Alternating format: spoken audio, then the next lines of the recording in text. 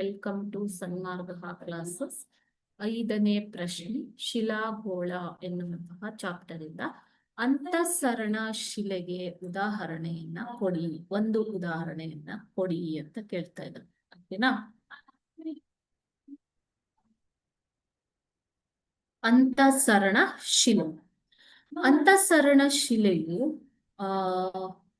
ಶಿಲಾಪಾಕ ಅಥವಾ ಮ್ಯಾಗ್ಮಾ ಭೂಮೇಲ್ಮೈಯನ್ನು ತಲುಪುವ ಮೊದಲೇ ಕೆಲವು ವೇಳೆ ಅಂತರಾಳದಲ್ಲಿ ತಂಪಾಗಿ ಘನೀಭವಿಸಿ ನಿಧಾನವಾಗಿ ಅಂತರಾಗ್ನಿ ಶಿಲೆಗಳು ನಿರ್ಮಿತವಾಗುತ್ತವೆ.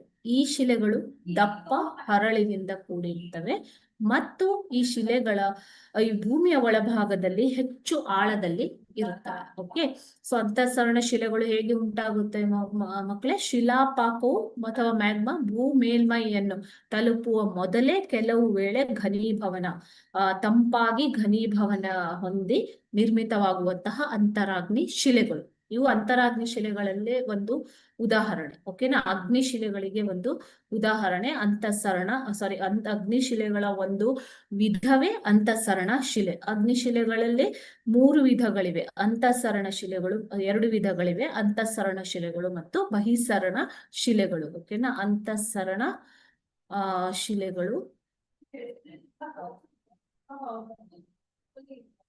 ಮತ್ತು ಬಹಿಸರಣ ಶಿಲೆಗಳು,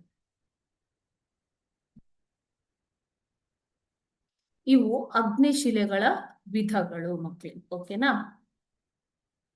ಈ ಅಂತಃಸರಣ ಶಿಲೆಗಳು ಉದಾಹರಣೆ ಅಂತಂದ್ರೆ ಒಂದು ಗ್ರಾನೈಟ್. Okay, thank you.